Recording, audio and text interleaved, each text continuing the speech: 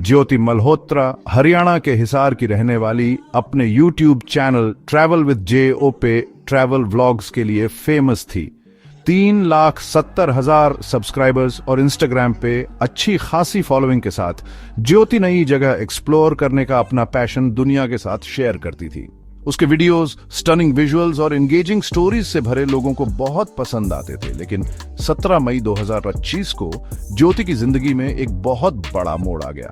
उसे Indian authorities ने espionage के चार्जेस में अरेस्ट कर लिया, जिससे उसके फॉलोअर्स और पूरे देश में हलचल मच गई। ज्योति की अरेस्ट ने इस ट्रैवल व्लॉगर का एक छुपा हुआ साइड रिवील किया, जो दिखाता है कि वो शायद पिक्चरेस्क लैंडस्केप्स डॉक्यूमेंट करने से कहीं ज्यादा सीरियस एक्टिविटीज में इन्वॉल्व थी। उस पे लगे आरोप बहुत गंभीर थे। आईपीसी सेक्शन ए सुपुक्तुम और ऑफिशियल सीक्रेट्स एक्ट 1932 सेक्शंस 3, 4 और 5 के तहत अगर वो गिल्टी पाई गई तो उसे उम्र कैद की सजा हो सकती है, जो उसके ऑनलाइन केयर फ्री पर्सोना से बिल्कुल अलग है। उस पर लगे आरोपों से एक डबल लाइफ की तस्वीर बनती है, जहां उसने allegedly sensitive information foreign intelligence agencies के साथ शेयर की, जिससे नेशनल सिक्योरिटी को खतरा पैदा हुआ। ज्योति की एक्टिविटीज की इन्वेस्टिगेशन में उसके पाकिस्तान के फ्रीक्वेंट ट्रिप्स का पता चला। उसने कई बार पाकिस्तान विजिट किया था, जिससे उसके मोटिव्स पे डाउट पैदा हुए। न्यू दिल्ली में पाकिस्तानी हाई कमीशन के एम्प्लॉई मोहम्मद दानिश के साथ उसकी एसोसिएशन ने इन डाउट्स को और बढ़ा दिया। दानिश, जो एलिजिडली एक आईएसआई एजेंट है, ज्योति से 2023 में मिला और उनका रिलेशनशिप जल्दी ही बीआरएच गया। उन्हें कई इवेंट्स में साथ देखा गया, जिसमें पाकिस्तान में एक डिनर पार्टी भी शामिल है, जहां ज्योति ने एलिजिडली एक दूसरे आईएसआई एजेंट के साथ इंटीमेट रिलेशंस बनाए। न्यू दिल्ली में हाई कमीशन में पाकिस्तान नेशनल डे सेलिब्रेशन में उसकी मौजूदगी ने और भी डाउट्स पैदा किए। अथॉरिटीज का मानना है कि ज्योति के पाकिस्तान ट्रिप्स सिर्फ लेजर या कल्चरल एक्सचेंज के लिए नहीं थे। उनका कहना है कि ये विजिट्स उसके एस्पियोनाज एक्टिविटीज को आगे बढ़ाने के लिए किए गए थे। पाकिस्तानी इंटेलिजेंस एजेंसी से जुड़े लोगों के साथ उसके क्लोज टाइज और नेबरिंग कंट्री के उसके फ्रीक्वेंट ट्रैवल ने एक ऐसी कहानी बनाई जो एक सिनिस्टर एजेंडा की तरफ इशारा करती है। इन्वेस्टिगेशन में उसके इन्वॉल्वमेंट की डेप्थ और उसके द्वारा कॉम्प्रोमाइज की गई इंफॉर्मेशन के एक्सटेंट का पता लगाने की कोशिश की जा रही है। ज्योति पर लगे आरोपों का क्रक्स ये है कि उसने allegedly sensitive information Pakistani intelligence agencies के साथ शेयर की। अथॉरिटीज को शक है कि उसने क्लासिफाइड डेटा ट्रांसमिट करने के लिए व्हाट्सएप, स्नैपचैट और टेलीग्राम जैसे पॉपुलर सोशल मीडिया प्लेटफॉर्म्स का इस्तेमाल किया। ये प्लेटफॉर्म्स अपने एन्क्रिप्शन और प्राइवेसी फीचर्स के लिए जाने जाते हैं। अलेजिडली उसके एस्पियोनाज के टूल्स बन गए, जिससे अथॉरिटीज के लिए उसके कम्युनिकेशंस को ट्रैक करना मुश्किल हो गया। उसने अलेजिडली जो इंफॉर्मेशन शेयर की, उसकी नेचर अभी भी सीक्रेट है, लेकिन सोर्सेस का कहना है कि ये इंडियाज डिफेंस कैपेबिलिटीज और स्ट्रेटेजिक इंटरेस्ट से रिलेटेड थी। सबसे सीरियस एलिगेशंस में से एक ये है कि ज्योति एलिजिडली पहलगाम टेरर अटैक में इन्वॉल्व थी, जिसने दिसंबर 2025 में रीजन को हिला के रख दिया था। इन्वेस्टिगेटर्स ने पाया कि ज्योति अटैक से कुछ हफ्ते पहले ही पहलगाम गई थी, जिससे पॉसिबल रिकनेसेंस मिशन की चिंता बीआरएच गई। मार्च 2025 में उसके पाकिस्तान ट्रिप ने इन डाउट्स को और बढ़ा दिया, जिससे उसके विजिट और अटैक के बीच एक पॉसिबल लिंक का अंदेशा हुआ। हालांकि अटैक से उसे डायरेक्टली लिंक करने वाले कॉन्क्रीट एविडेंस अभी तक नहीं मिले हैं, लेकिन उसकी ट्रैवल हिस्ट्री और पाकिस्तानी इंटेलिजेंस के साथ एलिजिड कनेक्शंस ने उसे इन्वेस्टिगेशन में एक इम्पोर्टेंट पर्सन बना दिया है। इन्वेस्टिगेशन में एक और लेयर ज्योति के अकाउंट्स में पाई गई फाइनेंशियल इरेगुलरिटीज की है।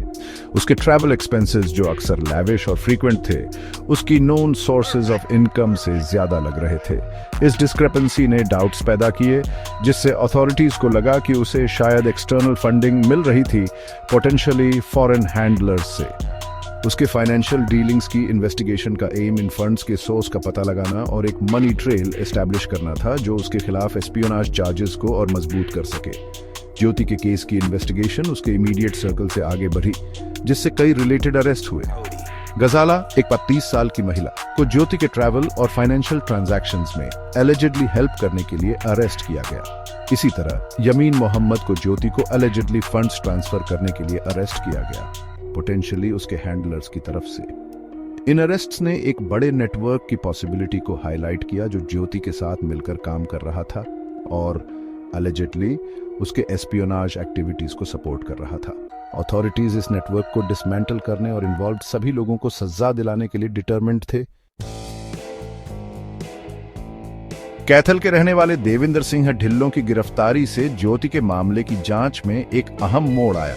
ढिल्लों पर पटियाला छावनी, एक बेहद प्रतिबंधित सैन्य क्षेत्र के संवेदनशील वीडियो ज्योति के साथ साझा करने का आरोप था। कथित तौर पर ज्योति की ओर से फिल्माए गए इन वीडियो में भारत के सैन्य बुनियादी ढांचे और सैन्य तैनाती के बारे में बहुमूल्य जानकारी थी, जो उन्हें प्रकृति में बेहद संवेदनशील बनाती है। ढिल्लों की गिरफ्तारी ने सैन्य रैंकों के भीतर एक संभावित उल्लंघन का संकेत दिया, जिससे इस बात पर चिंता बढ़ गई कि ज्योति के नेटवर्क ने संवेदनशील संस्थानों में किस हद तक घुसपैठ की थी। आगे और गिरफ्तारियां हुई, हर एक ने कथित जासूसी रिंग की एक और परत को उजागर किया। नूह निवासी अरमान को ज्योति को भारतीय सिम कार्ड उपलब्ध कराने के आरोप में गिरफ्तार किया गया था, जिसका इस्तेमाल वह कथित तौर पर पाकिस्तान में अपने आकाओं से बात करने के लिए करती थी। अरमान पर ज्योति के निर्देश पर डिफेंस एक्सपो 2025 भारत की सैन्य शक्ति का प्रदर्शन करने वाला एक हाई प्रोफाइल कार्यक्रम की जासूसी करने का भी संदेह था। उसकी संलिप्तता ने भारत की रक्षा क्षमताओं पर खुफिया जानकारी इकट्ठा करने के एक ठोस प्रयास की ओर इशारा किया। हरियाणा राज्य सरकार विपणन सहकारी संघ के एक कर्मचारी हरकिरत सिंह को भी ज्योति के लिए पाकिस्तानी वीजा की सुविधा प्रदान करने में कथित भूमिका के लिए गिरफ्तार किया गया था। HSGMC के भीतर सिंह की स्थिति ने उन्हें आधिकारिक चैनलों तक पहुंच प्रदान की, जिसका उसने कथित तौर पर कई मौकों पर ज्योति के लिए वीजा हासिल करने के लिए फायदा उठाया। उनकी गिरफ्तारी ने इस बात पर प्रकाश डाला कि ज्योति का नेटवर्क पाकिस्तान की उसकी यात्रा को सुविधाजनक बनाने के लिए किस हद तक गया था। जांच का व्यापक जाल ओडिशा की एक अन्य महिला ब्लॉगर के दरवाजे तक भी पहुंच गया। यह ब्लॉगर, जिसकी पहचान अभी तक गुप्त है, ज्योति के साथ अपने संबंध को लेकर जांच के दायरे में आ गई। अधिकारी जांच कर रहे थे कि क्या यह संबंध सामान्य दोस्ती से आगे बढ़ा है और क्या ब्लॉगर ज्योति की कथित जासूसी गतिविधियों के बारे में जानती थी या उसमें शामिल थी। उनके संबंधों की जांच चल रही थी। अधिकारी उनके संचार रिकॉर्ड, यात्रा इतिहास और वित्तीय लेन देन की जांच कर रहे थे। जैसे जैसे जांच आगे बढ़ी, विभिन्न एजेंसियों के वरिष्ठ अधिकारी मामले में अपनी अंतर्दृष्टि साझा करने के लिए आगे आए। हिसार के SP शशांक कुमार सावन ने ज्योति की पाकिस्तान यात्राओं और मोहम्मद दानिश के साथ उसके संबंध की पुष्टि करते हुए सावधानी बरतने और जिम्मेदाराना सोशल मीडिया उपयोग के महत्व पर जोर दिया। उनका बयान ऑनलाइन व्यक्तिगत जानकारी साझा करने के संभावित नुकसानों और डिजिटल युग में सतर्कता की आवश्यकता की याद दिलाता है। जम्मू कश्मीर के पूर्व पुलिस महानिदेशक शेष पॉल वैद, जो आतंकवाद विरोधी अभियानों में अपनी विशेषज्ञता के लिए जाने जाते हैं, ने ज्योति की गतिविधियों की संदिग्ध प्रकृति और ISI से उसके कथित संबंधों पर प्रकाश डाला। पाकिस्तानी खुफिया एजेंसियों से निपटने में अपने वर्षों के अनुभव के समर्थन से वैद के बयान ने ज्योति के खिलाफ मामले को महत्वपूर्ण भार दिया। उन्होंने उसकी कथित संलिप्तता की पूरी हद तक का पता लगाने और उसे न्याय दिलाने के लिए पूरी और व्यापक जांच की आवश्यकता पर बल दिया। अभियोजन पक्ष के मामले का केंद्र ज्योति के कब्जे से जब्त किए गए डिजिटल साक्ष्य थे। उसका लैपटॉप और मोबाइल फोन जब्त कर लिया गया था और फोरेंसिक विशेषज्ञ उनकी सामग्री का सावधानीपूर्वक विश्लेषण कर रहे थे। उपकरणों में उसके संचार रिकॉर्ड, वित्तीय लेन देन और यात्रा कार्यक्रम सहित जानकारी का खजाना होने की उम्मीद थी।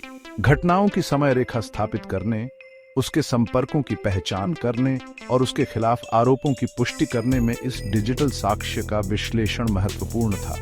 पूरी जांच के दौरान ज्योति ने अपनी बेगुनाही बरकरार रखी, यह दावा करते हुए कि वह एक यात्रा ब्लॉगर के अलावा कुछ नहीं है, जिसके दुनिया की खोज के जुनून ने उसे पाकिस्तान ले जाया।